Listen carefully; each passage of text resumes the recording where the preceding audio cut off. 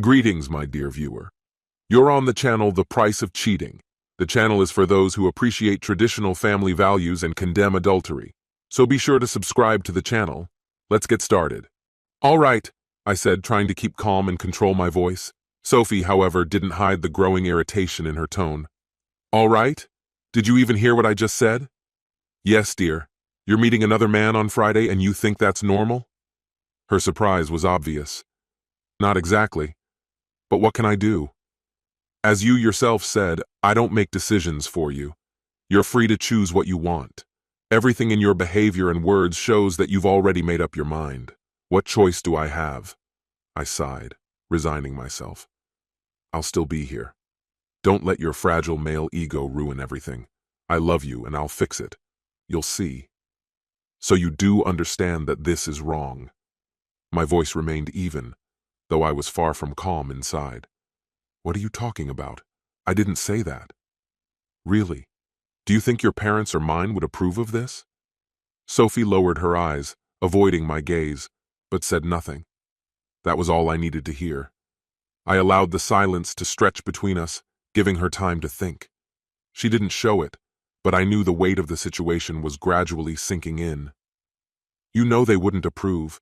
You know what you're doing is wrong. You've practically admitted it.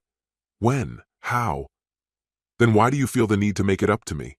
If it were just dinner with friends, there would be no need to apologize. Or if it were something harmless like going to the hairdresser, the only reason you want to make it up is because deep down, you know you're doing something wrong and it's eating at you. Her voice trembled, doubt beginning to creep in. But you said it was fine. No, I didn't. I said I couldn't stop you, but that's not the same as agreeing to it. I'd rather you stayed with me, or better yet, we could go together. Same restaurant, same club afterward, but it's not about dinner or dancing, is it? You want to spend time with someone else and that someone isn't me. You want him? What's his name again? Am I right? She glanced at me quickly but said nothing. What's his name? It doesn't matter. It really doesn't. I'm not trying to argue, but let me be clear. I don't want you spending time with this guy, Wilson, or whatever his name is, and meeting him on Friday. That'll have consequences. What consequences? Just like you keep Mr. Wilson a secret, I'm keeping this to myself. You're not just beautiful, you're smart too. I always tell you that. Maybe you think I'm saying it because I have to. I don't just say things. Every word I speak has weight. Now it's up to you, smart woman, to figure out what might happen if you decide to spend Friday evening with Mr. Wilson and not with me. You think I'm bluffing, don't you? You think I'll cave because you know I love you. You always manage to twist things to your advantage, but right now, I want us to be one again, to love each other and grow old together. I can't control your bad decisions, but consider yourself warned. From this moment, you're on your own. I stood up, grabbed my keys, and left before she could say anything else. The apartment had been tense all week, so cold that you could practically see your breath. By Thursday evening, I'd reached my limit. I packed my things and moved into the guest room. "What are you doing, Liam?" she asked, crossing her arms, watching as I carried a stack of clothes. I looked at her with genuine confusion, like a child trying to solve a puzzle. "Are you serious? I clearly overestimated you," I replied. "What do you think I'm doing? I'm moving out." "You're just going to leave? Just like that?" she asked, disbelief in her voice. "Yes," I said flatly. "My wife wants to date other men. Did you think I'd stay and keep sharing the same bed with you? Don't even hope for that." Her voice turned mocking, almost childish, like we were on a playground.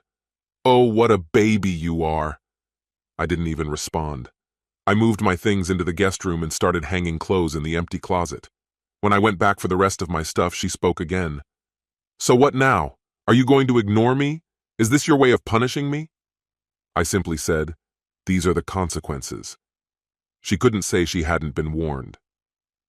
Friday came, and I made a decision. I left work early and decided to treat myself. First, I went to an upscale salon for a stylish haircut, a clean shave, and a neat manicure. Nothing excessive, just clean and sharp. Then, I popped into the nearby men's store and picked out a fresh shirt, tailored pants, and a sleek jacket. I considered buying new shoes but thought better of it. New shoes for the evening could only spell trouble. Instead, I stopped by the car wash and had my truck cleaned inside and out. Even the truck didn't recognize itself afterward. When I got home, I took a long, hot shower. Sophie came back shortly after and jumped into the shower too. I went downstairs and waited. Half an hour later, she came down the stairs in a dress I'd never seen before. Short, barely reaching her knees, with a neckline that left almost nothing to the imagination. She stopped at the bottom step, clearly expecting a compliment. I said nothing. Her eyes widened in confusion as she looked at me again. "Oh my God!" she gasped. "You look incredible. Where are you going?" I kept my voice calm. "Out. Where else?" Mimicking her former haughty tone, I added, "What did you think? Did you honestly think your pathetic husband would just sit idly by, doing nothing, while you, the self-proclaimed queen, finally decide to show up after your nights out?" I slowly shook my head in disbelief, throwing open the garage door. The disappointment in my voice was undeniable as I spoke. "I really thought you were smart. Turns out I was wrong. How could I be so mistaken, right? Well, I've got more important things to do. Amelia doesn't put up with this kind of nonsense." I jumped into my pristine truck, and just as I started the engine, I heard a distant shout. I couldn't help but smirk. An evening with Amelia? Magnificent. We met at a small, cozy wine bar that served light dinners, with a pianist filling the space with soothing music on the weekends, making couples sway gently on the tiny dance floor. Our conversations at work already showed how naturally we connected. And the best part? She got my humor. I know it sounds cliché, but it's true. Nothing wins over a man faster than a woman who genuinely laughs at his jokes. Dancing with her felt like floating to a sensual melody, all wrapped up in her elegant heels. We were in perfect sync, our lips brushing each other's cheeks, ears, and eventually meeting in a kiss. There was this magnetic pull between us, our bodies moving as if they were meant for this. But we both knew the reality. I was still married, and we accepted the boundaries that came with that.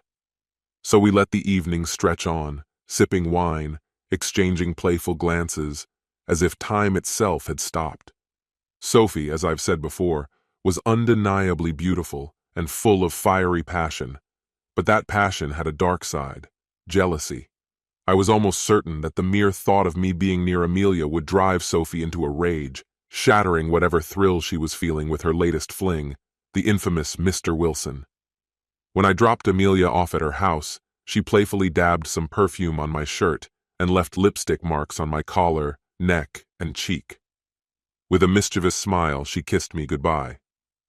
"Go show them, Tiger," she teased, and we both laughed as I got back into my truck, heading home. It wasn't even 11 o'clock when I walked into what felt like the North Pole. "Where have you been?" Sophie spat, her voice icy. Without hesitation, I replied, "It's none of your business." I looked her straight in the eyes, completely indifferent. "You never bothered to tell me where you run off to with Mr. Wilson. I could ask if you used protection, but honestly, I don't care if you're rotting from the inside out. I'm never touching your disgusting, cheating body again. So, no, I don't care where you've been. I had a fantastic evening, and frankly, I should thank you for that." Her confusion was almost amusing. "What do you mean by thank you?" she mumbled. I shrugged. "Don't you get it? If it weren't for your brilliant idea to open up our marriage, I would have never had the chance to grow closer to Amelia. And trust me, she's something else. Beautiful, incredible, absolutely stunning. So thank you, darling. Truly." That's when Sophie snapped. She screamed so loudly that for a moment I wondered if the neighbors would call the police. "You know I hate her. Why would you even think of her out of all people?" She was seething with rage. I just smiled. "Exactly. Seems I gave you too much credit again. Can you focus for a minute? This isn't rocket science. You decided to cut me off, flaunting yourself in front of some random guy, wearing outfits you never even considered for me, and now you're surprised I reacted accordingly? You changed the dynamic of our relationship without even discussing it with me, so I played along. The only real difference between us is that I was honest about who I was seeing. But for some reason, You're too ashamed to even admit who your little companions are. You destroyed our marriage, our 30-year marriage. So, my genius, what exactly is your complaint?" The confidence drained from her face, and Sophie began to crumble, tears streaming down her cheeks. Before she could regain her composure, I continued. "Let me guess. William didn't manage to land his prize tonight, did he?" She gasped quietly, quickly covering her mouth with her hands. "How did you know?" In my best game show host voice, I replied, "You're showing a serious lack of awareness again. Try to think for once. You work in an office full of women, and William's the biggest flirt. People talk, and everyone knows who's sleeping with who. That's exactly what happened. So did you really think you were any different? For over a month now, some of your so-called friends have been feeding me details about your little affair with William. Turns out you weren't just charmed by him, you were actively pursuing him. One of your colleagues even mentioned that you literally light up when he walks into the room. Maybe he ditched someone for you. No jealousy here, just facts. Word is, tonight was supposed to be your big night. He even booked a room at the Hilton, everything set for the occasion. Your first night of luxury, and then either a cheap hotel or back to someone else. You didn't know?" Her wide, shocked eyes told me everything I needed to know. She couldn't believe how naive, trusting, and careless she had been. She finally broke down, sobbing. "Oh, Liam, I'm so sorry. You're right. I'm such a fool. How can you stand being with someone as stupid as me?" "Sophie, here's the thing. I don't have to. I don't have to stay married to you or put up with your pathetic, unfaithful behavior. Tomorrow morning after breakfast, you'll be served the divorce papers. We're renting this house and there are 3 months left on the lease. You can either extend it or use that time to figure out where you're going next." "Where will you go?" she asked, her voice barely a whisper. "Amelia invited me to stay with her while I sorted out my affairs. She had a spare room, which she used as an office. She mentioned that once I settled all the paperwork, we could consider a more permanent living arrangement. When I said I'd take care of it the next day, she offered some very enticing conditions. I couldn't wait to explore them in more detail. As for the other issues between us, we'll split everything evenly. Now you're free to see whomever you want without bothering yourself with the drama of a weak-willed husband. I hope William was worth it." To sum it up, I met a few other husbands who had also been deceived by William, who earned the nickname Mr. Wilson. One evening, after dinner, William discovered that his car had been destroyed. The windows were smashed, the body scratched, and baby diapers smeared on the seats, with the wheels stolen. As he stood there in shock, 3 masked men appeared, beat him up, and robbed him. Oddly enough, the police never quite figured out why these guys wanted his wallet and fake Rolex, especially after they had already trashed his car. There were no witnesses, and the security cameras in the parking lot were mysteriously covered in paint, so the investigation stalled. Meanwhile, 4 spouses of William's former victims had a poker night at someone's house. When William recovered, he packed his things and left town. No one knows where he went, and honestly, no one cares. Sophie left as well. She found a new place, but when she realized I was happy with Amelia, she vanished too. I never saw Sophie again. Amelia and I stayed together for a while, but we soon realized that what works in the short term doesn't always bring long-term satisfaction. Eventually, I moved into my own townhouse, closer to work. With age, wisdom, and improved physical fitness, I met a colleague at the gym. One thing led to another, and finally, I found happiness with someone who combined both intelligence and loyalty. This concludes the story. If you like it, then put your powerful like and subscribe to the channel. Greetings, my dear viewer. You're on the channel The Price of Cheating. The channel is for those who appreciate traditional family values and condemn adultery. So be sure to subscribe to the channel. Let's get started. A second bright ball rolled out of the large container, quickly descending down the metal chute and joining the first one. Isla rushed out of the kitchen, tearing apart a pink slip with manic energy. "Why didn't you tell me it had started?" she asked sharply, collapsing onto the couch in front of the TV, feverishly putting on her reading glasses. Like clockwork, I had to buy Isla a lottery ticket every week, and every Saturday night she insisted on watching the live draw. It had become a ritual, and the idea of missing the event was unacceptable. If we couldn't watch it live, we recorded the draw. Personally, I wasn't very interested in the lottery, but I had always been passionate about horse racing. I didn't mind her weekly request. I like to think I was pretty knowledgeable about horses, although that might have been more wishful thinking than reality. Sometimes, I took a risk, betting on long odds, chasing the dream of a big win. With odds of 99 to 1, luck never came my way, and those poor horses likely ended their journey at the glue factory. Deep down, I knew the chances of winning were slim, but Isla, on the other hand, was convinced it was only a matter of time before her random lottery numbers made her a millionaire. Though my horse racing bets were improbable, Isla's chances of hitting the jackpot were even worse, 30 million to 1. When we first met, I thought she was the perfect match for me. Playful, witty, and always ready for a fight, she never backed down, whether it was with family, friends, or even strangers. But after 5 years of marriage, I realized her major flaw, an obsession with wealth and material possessions. Meanwhile, I was content with the simple joys of life, a good conversation, a few pints at the pub, or a day at the races. As my father used to say, prosperity is just another form of feast. And here we were, 32 years into marriage, with Isla perched on the edge of the couch, her eyes darting between the crumpled ticket in her hands and the television screen, where the numbers were being drawn. Suddenly, her eyes widened in surprise.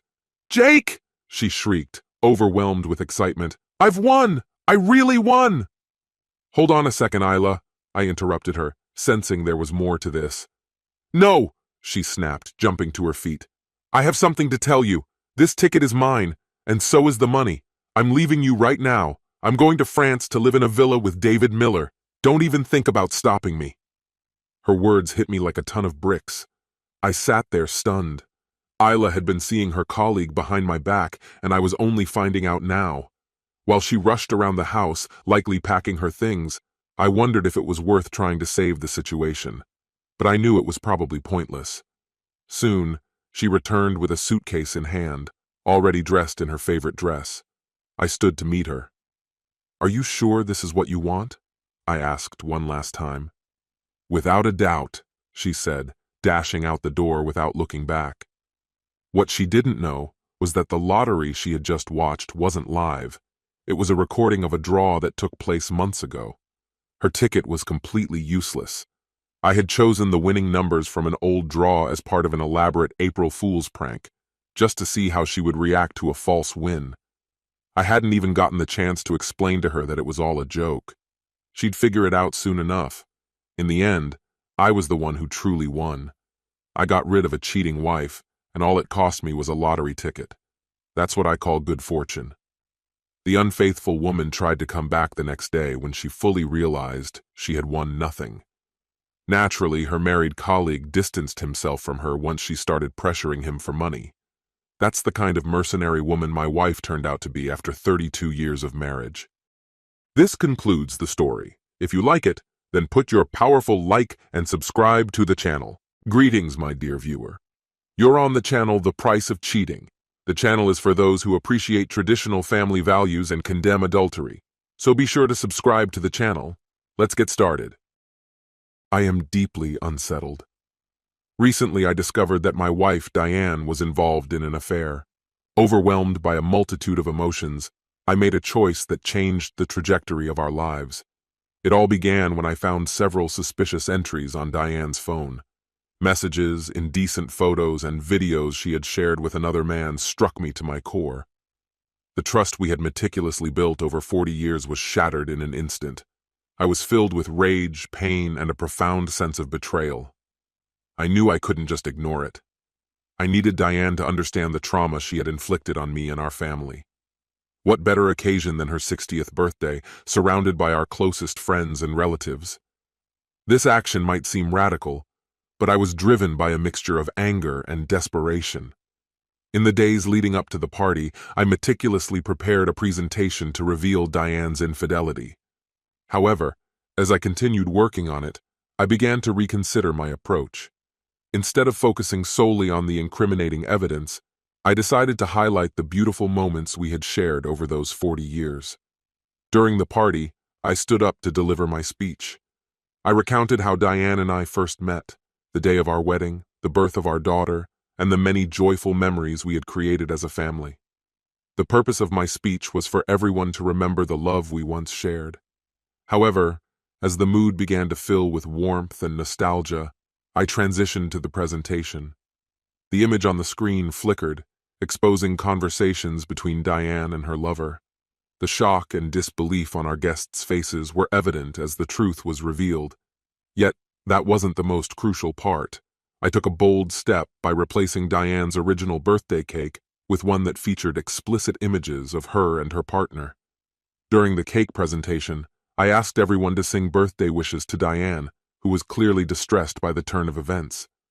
It was an unexpected and shocking moment for everyone present. To make matters worse, I handed Diane divorce papers in front of the crowd. The room fell silent, and tears filled her eyes. This was an incredibly painful experience for her. Following this, Diane's relatives, including her parents, criticized my actions, insisting that I had crossed a line and publicly shamed her. They found my actions unnecessary and cruel. At the same time, I was grateful that my family, including our daughter, supported me. They understood the difficulties I had faced and deemed my actions justified. Now, looking back, I can't help but wonder if there might have been a more compassionate way to handle the situation. Perhaps it would have been better to consult a therapist or discuss our issues face to face, but that wasn't an option for us. At that moment, I felt compelled to reveal the truth in a dramatic way. Diane did not contest the divorce. Admitting her affair, she surprisingly claimed that my demanding work schedule had driven her to seek comfort elsewhere. According to her, her lover gave her a sense of youth and love, filling a void she felt existed where I wasn't. Sensing something was amiss, my daughter was misled by Diane. Skillfully manipulating the situation, Diane spread misinformation to protect their secret. I painfully realized that my daughter had to endure the confusion and emotional upheaval caused by their actions. As for the lover, I discovered he had once been my employee, but a crisis had forced me to fire him due to financial difficulties. I never imagined he would re-enter our lives and play a key role in destroying my marriage. After the birthday incident, my former in-laws threatened to sue me, convinced that I had crossed a line by exposing Diane's betrayal. Diane managed to convince them to reconsider, acknowledging that she deserved to face the consequences of her actions. It is comforting that she took responsibility for the pain caused. Since the divorce, Diane has deeply regretted her infidelity, admitting she understands the gravity of her actions and how they impacted our family. Although I appreciate her remorse, it doesn't change the fact that the trust we once had can never be restored. On a personal level, I have met a kind and caring woman who has made my retirement years happy. It has been a challenging journey, and I won't pretend it hasn't been accompanied by dark thoughts. But the love for my daughter and Sarah serves as an anchor, motivating me to stay strong and keep moving forward. Barbara, my daughter, is grieving the loss of her mother. Yes, you understood correctly. Diane died in a car accident while driving under the influence after yet another party. My only daughter, at 30 years old, has yet to find a husband, but I hope that when she does, she will remember her mother's actions and never make the same mistakes. This concludes the story. If you like it, then put your powerful like and subscribe to the channel.